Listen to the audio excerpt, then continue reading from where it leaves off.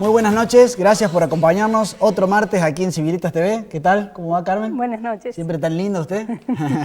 Muy bien. Bueno, una gran alegría para compartir institucionalmente. Ustedes saben que Civilitas es, en definitiva, Civilitas es una ONG que ha cumplido 25 años, pero seguimos remando. Desde Civilitas España nos mandan una publicación que, si les parece, en algún momento la podemos tomar sobre la mesa. Es esta que tengo aquí en la mano. Una publicación que se llama Plutarco y Jenofonte, formadores para gobernantes de hoy, que han hecho miembros de Civilitas España. Como verán, lleva el sello de nuestra institución allí. Es un libro que ha sacado nuestra institución allá en su versión española. Y bueno, nos lo ha mandado y la verdad que capaz que para algunos le parece poco, pero para nosotros es un orgullo fantástico, digamos, que ya estemos produciendo materiales, que tengan nuestro logo y demás. La verdad que es una gran alegría. Total. ¿Prima? Bueno, nosotros, Eva, seguimos contrarreloj la campaña en Córdoba. ¿Cuántos días quedan? Faltan nada más que 26 días y todavía seguimos bastante tibios. Sí. Seguimos diciéndole a la gente, pidan, pero no pídanle a los candidatos que expresen. Yo no sé si es que no quieren ganar. No han salido a la cancha todavía. A mí me dicen que no hay información en ningún lado, o sea, no sabemos con qué nos vamos a encontrar después del 10 de diciembre. En esta línea vale la pena, antes de enfocarnos en el tema principal del programa, no podemos dejar de levantar la voz por este comentario que ha hecho la presidenta en un lugar internacional diciendo que en Argentina solamente el 5% de la gente es pobre. Y para colmo después sale su amigo Fernández y dice, sí, tiene razón, es el 5%. O sea, ni siquiera es, che, nos equivocamos, es un error, sino que lo vuelve a confirmar. Bueno, instituciones como las nuestras, que además tienen su faceta de trabajo en la comunidad, sobre todo Carmen, en barrios humildes y demás, o sea, esto es un insulto, es una vergüenza, es una risa, genera indignación. Nos dan ganas de agarrar a alguien y decirle, ¿qué pasa? ¿Nos van a mentir gratis, digamos? Es de locos que la presidenta haya dicho esto que resume este video. A verlo. Contribuido a que Argentina erradicara el problema del hambre fue precisamente la existencia del Estado. Es una combinación de políticas muy fuertes, muy activas, que nos han permitido hoy tener un índice de pobreza por debajo del 5% y también de indigencia del 1,27%, si mal no recuerdo. Que nos han permitido hoy tener un índice de pobreza por debajo del 5% y también de indigencia del 1,27%, si mal no recuerdo. Y convertirnos en uno de los países más igualitarios. No puedo dejar tampoco... Sin palabras por el enojo que nos produce que nuestra presidenta a nivel internacional diga semejante barbaridad. ¿Carmen? Dice que erradicó el hambre. Sí. La llevamos a Barrio Miolo, ahí lo del padre Si no, nos dejaron todos los pobres acá. Sí, están todos aquí en Córdoba, sí. Resulta que el programa del día es... La frase del día es queremos producir, porque la verdad es que hasta en Müller lo que buscan, lo que quieren es producir, hacer con las manos. Las chicas de Villa Rebord, todos quieren hacer eso. Ni hablar de los empresarios, los industriales, la gente de campo. Por eso nuestras frases, porque no quisimos dejar a nadie afuera, hicimos una con el campo y otro con la industria, es queremos producir. Es un mensaje, una súplica casi. Nuestros invitados de hoy, muy interesantes, uno viene del mundo de la industria, otro viene del campo y nos van a contar lo difícil que es producir en Argentina en semejante contexto, sobre todo para muchas personas que ven nuestro programa que saben el título, pero no saben cómo se pica piedra y la incertidumbre y los condicionamientos que tienen estos dos actores. Yo simplemente agrego esto, en la campaña los candidatos también nos tienen que hablar de cómo va a ser el desarrollo económico, cómo van a salir a buscar las grandes inversiones que Córdoba necesita para generar empleo en blanco, bien pagado, para generar crecimiento y demás. Yo sigo advirtiendo, como has dicho vos al comienzo, que esta temática, que también es una temática central, digamos, Córdoba hace mucho tiempo que no viene una gran industria a dar 5.000, 6.000 puestos de trabajo todos juntos, digamos, o sea, no estamos siendo competitivas para buscar empleo. Bueno, esto no se está discutiendo al nivel que se debería discutir. Nosotros tenemos la certeza de que el gasto público es gigante y que entre el gasto público y los subsidios se consumen todos los dólares que hay dando vuelta. Por eso es tan difícil para la gente que quiere producir. Pero Daniel Artana, un amigo de Civilita, ¿sí?, lo dice de una manera muy linda. A ver. El gobierno tiene poco margen de maniobra, pero lo que está frenando a esta economía es la falta de dólares. Y bueno, las exportaciones no vienen bien por la caída en el precio de la soja, por los problemas que tiene la economía de Brasil. Y el gobierno ha usado muchas reservas en los años anteriores y no tiene margen de maniobra como para proveerle a la industria los dólares que necesita para importar y poder producir más. Ha habido algún rebote en la demanda, producto de la baja en la tasa de inflación, que le da los pesos que ganamos todos, jubilados, trabajadores, nos rinden un poco más que antes, pero la producción está complicada porque faltan insumos. Entonces yo creo que la economía puede levantar un poquito en lo que resta del año, pero estamos restringidos por esa falta de dólares que nos complica bastante. Yo creo que la economía argentina tiene que corregir algunas cosas, que siempre eso se pagan costos políticos, pero por otro lado lo que realmente está trabando el funcionamiento de la economía es la falta de dólares. Si el nuevo gobierno consigue hacer un programa económico coherente, que todos pensamos que es coherente, los primeros que van a traer la plata de vuelta al circuito productivo son los argentinos.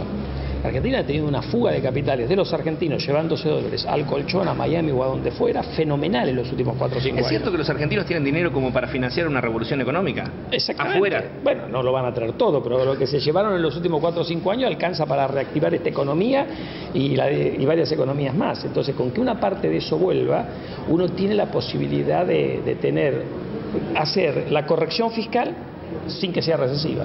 Ahora, si uno hace la corrección fiscal y no hace nada más, posiblemente uno se complique un poco, pero la pregunta es cuál es la alternativa. Yo digo, en esto uno tiene que mirar, ¿es sostenible esta política económica en los próximos 4 años? Yo estoy seguro que no. Entonces uno tiene que hacer la corrección, o sea, la corrección la puede hacer si hace las cosas bien, sin afectar el nivel de actividad económica. Si hacen las cosas mal el futuro gobierno, la pasaremos peor, pero en realidad el gran culpable de los problemas futuros es el gobierno actual, que no ha sabido resolverlo. Ha tenido 4 años para... Los problemas que hay hoy en la economía argentina están un poco agravados por los problemas de Brasil y por la caída del precio de la soja, pero ya eran evidentes cuando la presidenta fue reelecta en el 2011. Y en lugar de usar capital político para arreglar esos problemas económicos, se enamoraron del cepo. Muy bien, gracias Federico, gracias a Tilio por venir. Si les parece, empecemos por el campo, que fue la gran promesa de todos estos años, la gran revolución, el viento de cola y demás, y ahora es como que no hay buen clima. Cuéntanos un poco cómo se está viviendo desde el campo la realidad y la perspectiva, digamos. Drásticamente para nosotros la década perdida, ¿no? Y sin duda, producir como producimos en una sociedad familiar en el kilómetro 900 de la ruta panamericana o 9, como le llamamos acá, a nada menos que 500, 600 kilómetros de los puertos, o en el Chaco, como nuestra sociedad que integramos, tenemos costos de 8.000 kilos en el maíz, o el traslado, el flete en este territorio es más caro que llevarlo a Europa, a lo que producimos. Sin duda que en el camino de la parte gremial que me toca representar a la Sociedad Rural de Jesús María, hemos focalizado la iniciativa en decir cómo contenemos todo esto, hemos canalizado todo en función de focalizar como salida social a un norte cordobés que llena tanto la boca a los candidatos a los cuales hacían referencia a ustedes, donde hay pocos votos, donde no hay infraestructura. Bueno, hemos focalizado en el maíz y en la ganadería, que es la verdadera contención social. Y en eso estamos trabajando mucho. Sin duda que el sueño es, ¿por qué no?, llegar a transformar el maíz en alcohol y todo demás, que todo eso estaba en camino. Desde hace 12 años están muy estudiadas las cadenas. El actual candidato Schiaretti sigue prometiendo aquella ruta, aquella salida en el puerto seco que habíamos constituido de Río Seco, desde la Sociedad Rural de Jesús María, en Las Arrias, que era la alternativa de chuparlo de la producción de maíz de Santiago, de Salta. Bueno, quedó todo con un gas postergado. Solo quien hizo las vías férreas, la empresa particular. La ruta de Obispo Trejo al límite con Santiago no se hizo, y ahora siguen prometiendo aquella energía de 33.000, que era en aquel momento, ahora ni 130 se alcanza. Ahora seguimos conversando. Sí. Federico, en el caso de la industria, ¿cómo es esto de producir en esta Argentina de hoy? Contanos un poco. Y con muchos altibajos. Nosotros tenemos una industria que es agroexportadora. Tenemos una planta de producción de fiambre donde producimos la marca Lario y una planta procesadora de carne donde exportamos, entre otros destinos, a la Comunidad Económica Europea. y es muy difícil prever, planificar y coordinar acciones que se puedan mantener en el tiempo. Está haciendo falta una acción coordinada donde el Estado intervenga menos, donde los resortes de la economía pueden funcionar un poco más libremente, donde los productores ganaderos puedan crecer y desarrollarse aprovechando la mayor rentabilidad que puedan en cada una de las áreas del país. Y bueno, eso naturalmente va a derivar después a la industria a costos competitivos que nos van a permitir exportar. Justamente tomo uno de los costados. Nosotros hemos insistido mucho aquí en este programa de tomar nuestra materia prima, elaborarla y exportarla, digamos. Ese título suena muy bien, digamos, pero ¿cómo es exportar hoy en Argentina ante semejante marco de incertidumbre, digamos? Diría que en los últimos 4 o 5 años los problemas para exportar fueron cambiando, ¿no? En algún momento el gobierno, con el eslogan de la Mesa de los Argentinos, trababa los ROEs de exportación. Después, por la falta de dólares, seguramente lo fueron trabando cada vez menos. La falta de Hacienda, porque hemos perdido en el 2009... Les cambiaron el talle. Y la Argentina perdió 15 millones de cabezas y por una serie de razones, años un poco mejores, hemos recuperado 3 o 4, pero también somos más argentinos, o sea que la cantidad de cabezas ha caído con respecto a lo que ha sido los últimos 20 años. Los precios de la hacienda han aumentado, la hacienda en pie ha aumentado prácticamente al doble, digamos. Históricamente un novillo en pie valía $1, hoy vale 2. Y la posibilidad de exportar es más complicada por los costos nuestros, por los costos de los productores, porque a los productores la mano de obra, las vacunas, las materias, un montón de cosas también les han subido. Entonces, hoy están complicados ellos, estamos complicados nosotros, y el tipo de cambio prácticamente hace inviable ningún tipo de exportación de carne. Nos ha pasado una exportación a Uruguay, Paraguay, hasta Honduras, a pesar de que la carne argentina tiene un posicionamiento a nivel mundial de calidad que se sigue de alguna manera conservando, y eso nos genera la expectativa de que en algún momento, cuando podamos todos los argentinos empezar a hacer las cosas bien, vamos a poder recuperar parte del mercado perdido. Atilio, vuelvo sobre el campo. De alguna manera hay mucha gente que cree y dice, bueno, sí, el campo en definitiva gana mucha plata. Son unos gringos llorones. Cuéntenos un poco, porque justamente hoy a la mañana estuve con un productor que me decía que cuando está sacando las hojas me dice, bueno, yo pago los impuestos que paga todo el mundo, el 35% de ganancia, y además el 35% de, o sea, me contó la cadena completa de los impuestos que paga. En un dólar diferencial en un dólar diferencial que es menos del oficial, ¿no? En fin. Y lo peor, la síntesis atrevida, ¿no?, a lo que hacía referencia a él. ¿Cómo puede ser que en nuestras ferias se comercialicen más de 5.000 cabezas al mes y al hambre de por medio haya un frigorífico que daba empleo a 400 personas y que hoy esté cerrado? Y cuando vos te motivás a hablar con gente que sabe al respecto, dice que es imposible habilitarlo en este momento si no es para exportación y no da para consumo. Y era un frigorífico que era muy nuevo y donde la rural tuvo hasta su caja, o sea, tuvo su parte de cuota Hilton, que aún conservamos las cajas que nos quedaron vacías. Entonces, puntualmente digo, si el cereal, con la escala que hice referencia, ¿no?, que los fletes, porque al fletero tampoco le va bien, es decir, está todo, el tema del impuesto al gasoil que tenemos, yo le digo siempre a nuestro querido señor gobernador, de que pagamos, aparte, él habitualmente dice que nos bonifica el impuesto a la tierra, pero estamos pagando una tasa elevadísima con este bendito 1% sobre todos los que consumimos combustibles, que él prometió en la rural de hace 2 años en Río Cuarto, que era para evitar muertes en las rutas. Y bueno, la síntesis es que aún no se concretan las rutas prometidas, la infraestructura que se ha deteriorado en los últimos tiempos por estos benditos aluviones. Es decir, estamos en una situación con un contexto muy complejo y la expectativa de crecer en estas condiciones se limita a que nadie tiene la motivación de hacerlo, porque ¿quién va a asumir riesgo en este momento, verdad? No sé si responde a tu... Sí, por supuesto. ¿Carmen? Sí, yo valoro mucho porque en el interior del interior ellos están dando trabajo. Y me daban así pinceladas, por ejemplo, el caso de Belville con Mainero, que sería lindo que lo cuente, porque eso son pequeños detalles que muestran la calidad de los industriales nuestros.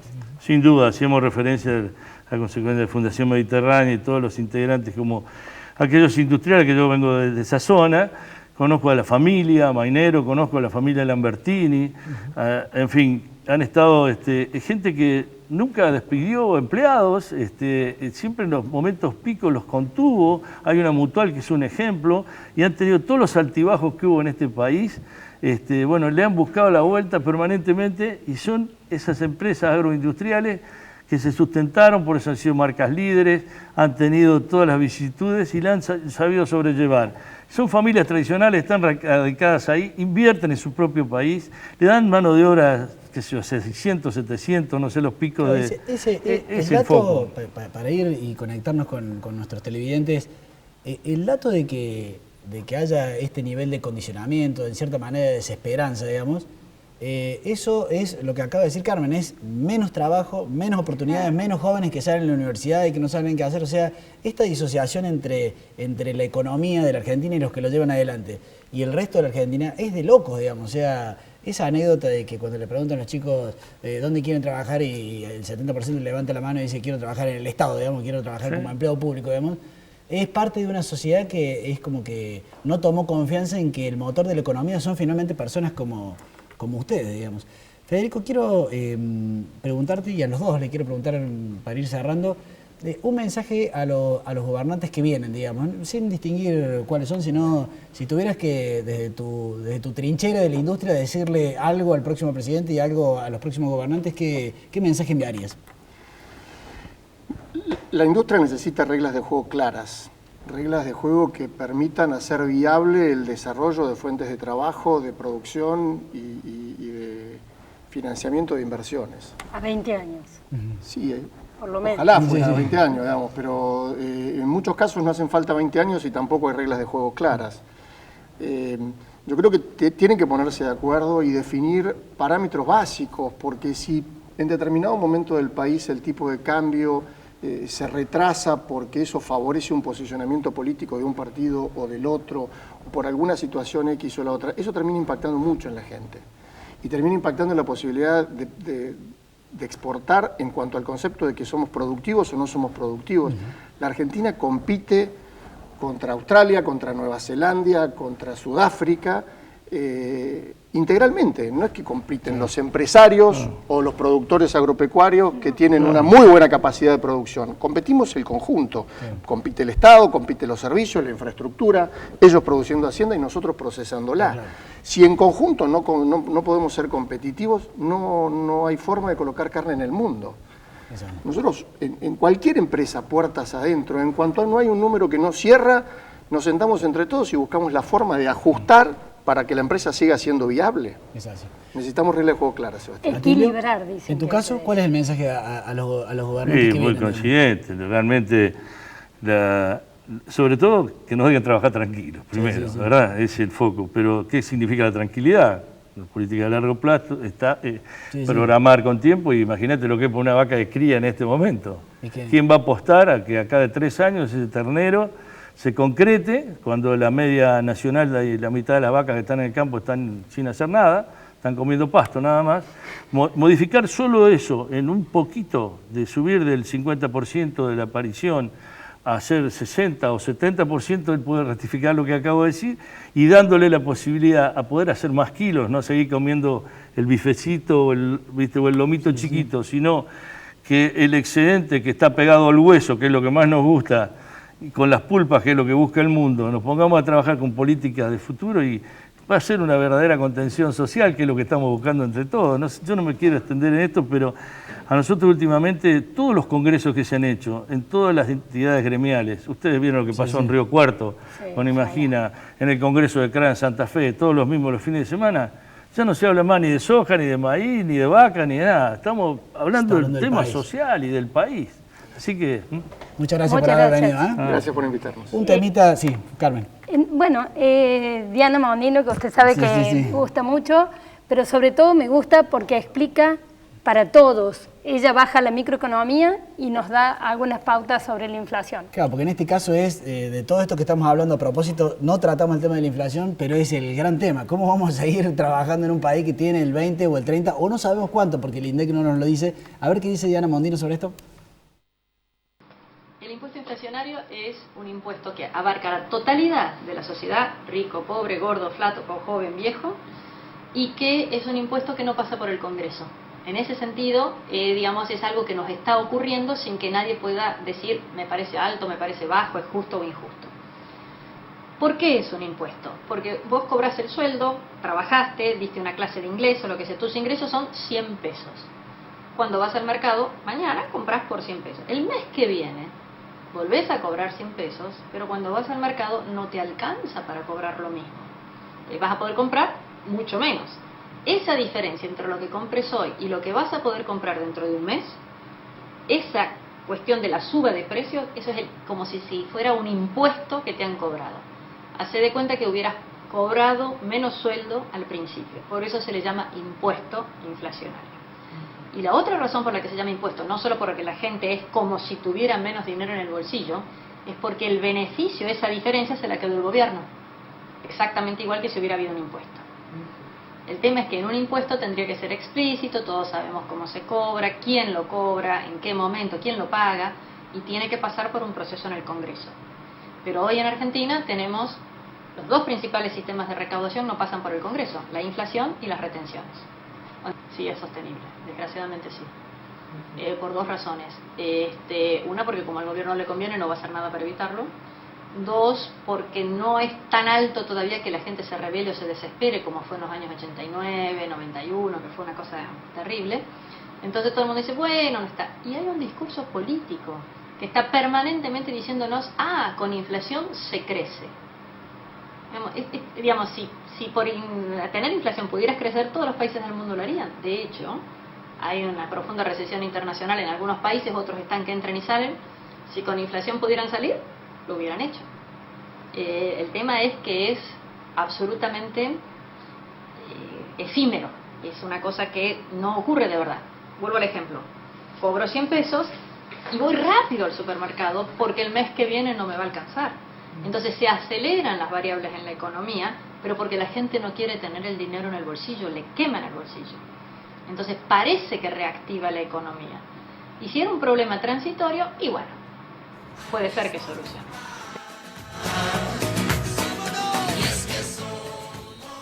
Volvemos sobre las elecciones provinciales en nuestro intento de mejorar las elecciones, y una pregunta es, los candidatos que no nos están diciendo, en definitiva, qué van a hacer, por ejemplo, sobre este tema de la economía, tampoco advertimos una gran creatividad. Yo, por ejemplo, pongo a consideración una cuestión que es el turismo, otro motor de desarrollo económico de nuestra provincia. Bueno, valdría la pena que los candidatos nos plantearan en forma muy estructurada un plan muy ambicioso de turismo para que más gente venga a visitarnos, se quede más días, consuma más cosas, tenga más alternativas y sobre todo un gran desafío que tiene el turismo de Córdoba. El turismo de 6 millones de habitantes, de 6 millones de turistas que vienen, cual langostas y trabajan sobre eso no es muy sustentable. Nosotros como provincia tenemos que aspirar a que vengan no tal vez un número cuantitativo tan grande, sino personas turistas que puedan tener un mejor nivel adquisitivo, tener mejores hoteles. Eso significa que nuestros recursos humanos sepan varios idiomas, que se acepten tarjeta de crédito, que lleguen líneas internacionales a nuestro aeropuerto, que además haya una garita diciendo Viva Córdoba en Santiago de Chile, en Perú, en Avianca en Colombia, en Panamá y en Buenos Aires. O sea, si nos vamos a tomar en serio de que el turismo puede ser una fuente formidable de ingresos para Córdoba, pues entonces díganos cuál es el plan estructural. No he escuchado ni una sola palabra sobre una cuestión que es muy, pero muy esencial. Si seguimos creyendo de que, bueno, vamos, van a venir 6 millones de tipos y le damos torta frita y sanguchitos y festivales para todos, eso no es bueno, no es sustentable y le podemos sacar mucho el jugo. Inclusive piense que no solamente vinieran en enero y febrero, sino que lográramos que no 6 millones, pero sí 1 millón de turistas vinieran a lo largo de todo el año, todos los sábados y domingos del año a Córdoba y la Sierra. Imagínense el potencial económico que significa eso. ¿Carmen? Y yo, Seba, porque tratando de sacar una esperanza, realmente Córdoba tiene una gran fortaleza que son los jóvenes que algunos están ahí intentando estudiar en la universidad, otros aprendiendo oficios o cómo ganarse la vida. Y como creemos que es el motor y porque tienen toda la vida por delante, van a poder desarrollar todo su potencial, este es un mensaje especialmente para ellos, porque después del nihilismo posmodernista, dirían, ha venido una forma que le llaman el cinismo. Y el cinismo dicen que se mueven solamente por la autoconservación a muy cortito plazo, que el cínico no cree en nada, ni en la patria, ni en la revolución, ni en los partidos. Realmente toda lucha carece de sentido. Es una forma de desesperación, de alguna manera, o de desesperanza, diríamos nosotros. Y a muchos jóvenes eso ya le ha caído encima. Entonces, esto que nosotros los tomamos a los jóvenes y les pedimos o les decimos que otro mundo es posible, porque nuestra frase de este programa es: lo mejor está por venir. Gracias, nos vemos el martes que viene. ¿Tenemos el tema político? Bueno, nos vemos el martes que viene. Adiós. Y el mundo repite, repite.